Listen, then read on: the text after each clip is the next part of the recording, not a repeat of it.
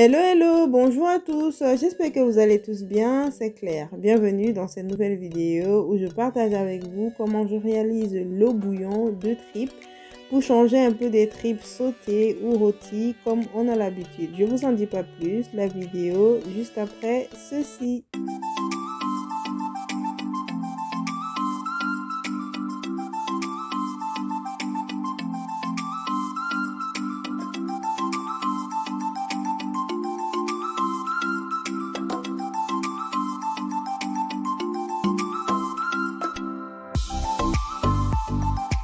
Pour la recette ici, on aura besoin des tripes. Ils sont déjà nettoyés.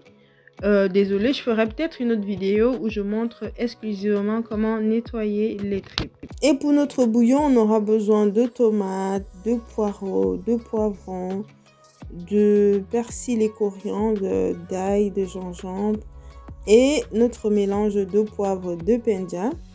On aura également besoin des épices comme le pépé, les rondelles, le quatre côtés qui marie très bien avec la viande et le janson. On aura également besoin d'un peu de sel. Ici, ce sont les feuilles de djom. Si vous n'en avez pas, vous pouvez simplement remplacer par les feuilles de laurier. On les dispose en fond de marmite pour qu'ils puissent dégager le maximum de leur parfum. Et une fois que j'ai disposé mes feuilles au fond de la marmite, j'y dispose directement les morceaux de viande. Et par la suite, je vais simplement découper tous les légumes que j'ai au préalable nettoyés.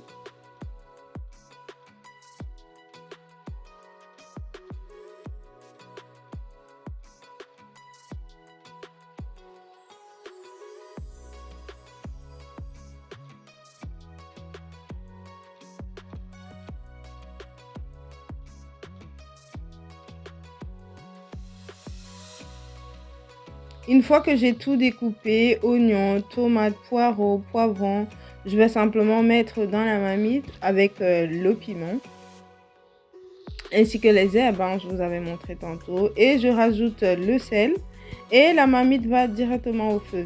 Je vais mettre l'eau vraiment à hauteur vu que c'est un bouillon, il faut beaucoup d'eau.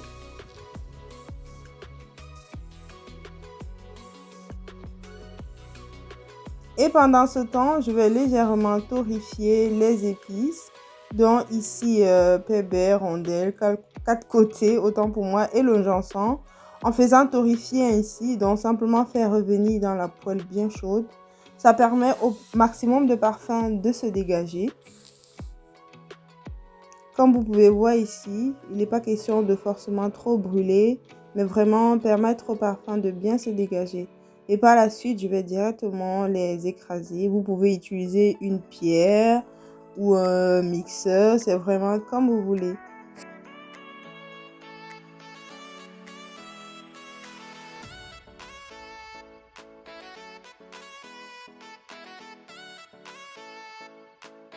Et là, je vais directement rajouter ail, gingembre et curcuma. Vous pouvez le faire séparément, mais voilà.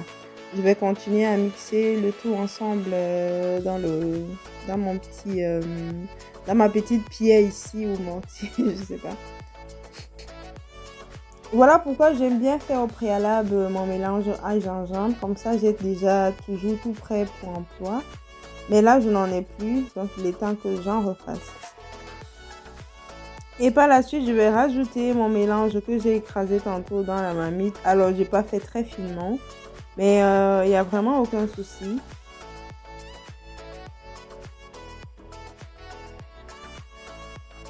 Et là, la viande commence déjà à cuire. C'est même presque cuit. Vu que c'est un bouillon, je veux qu'il y ait du jus qui reste.